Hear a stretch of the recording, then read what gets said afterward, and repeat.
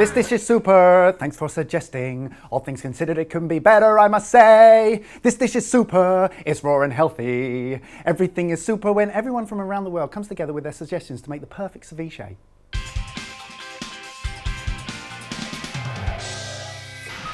Our ceviche is made with sea bass and scallop, which we're going to cure in a lime dressing and serve it with a super salad of kale, avocado and tomato. It is delicious, despite your scepticism. I was sceptical over this dish until the live recipe lab, which was... Converted you. Yeah, it did. It is one of those things. We said we're going to do a healthy dish, we said we're going to do a raw food dish, and so many of you said ceviche, which is why we're going to do this. It's raw, but it means it's not heated. We don't cook anything.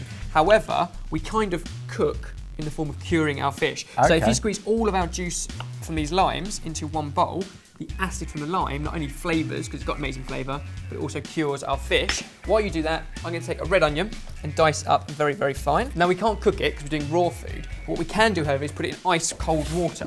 We'll just leave it there for about 5 minutes. Then to our lime juice, which at the moment is pretty much just acid, we're going to add a teaspoon of salt. Yep, you're balancing out. And a few other flavours. Chili, just half of the flesh, and I'm going to do the same with fresh coriander. Both of those can go into our lime mixture. Give it a good mix up. Now for the sweetness, and that comes in the form of fresh pineapple. Really, really sweet, sour, sharp, spicy ingredients. We've got everything. I mean, a full balance. So that's the pineapple. We can leave all the rest for later and move on to our fish. And we asked you guys what fish. You said sea bass or scallop. Okay, so we're going to do a mixture of both. So I've got some beautiful sea bass fillets. All I'm going to do is skin, debone and dice those up into pieces a little bit bigger than our pineapple.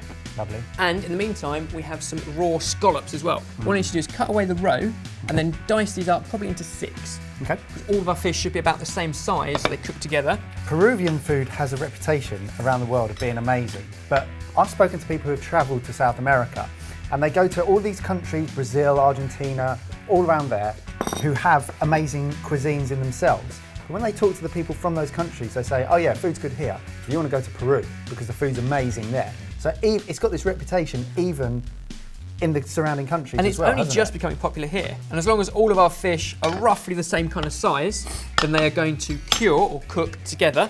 And all we've got to do now is mix it all together. So, scallop in there. All of this? Sea bass in there. Pineapple in there. I like this. Chuck it in a bowl. The red onion now. It's been in that ice cold water for a few minutes, just enough to take the edge off of it and go in. And all of this dressing. So that's the lime, the salt, the coriander and the chili. And that is what essentially cooks our fish. It only needs to be in there for 10 minutes or so. And what it does is denature proteins and the enzymes in the fish. So it will change colour, so it will go more opaque and it will look like cooked fish. Okay. It will change texture, but it won't actually cook it. Okay. So you get 2 different textures, which is why we cut the fish up this size. The outside will be cooked, but the inside will still be that raw fish texture. And that's why you have to use such fresh fish.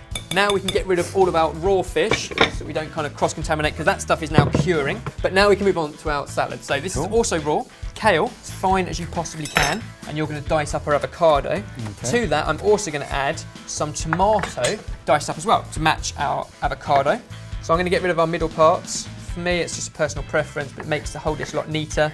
And once all of these are diced up, we can move on to our dressing. And we're going to use coconut oil as the basis to our dressing, celery salt, and ground cumin. And that's the dressing, as simple as that. Mix everything in a bowl. So we've got our kale, superfood number 1, really, really fine.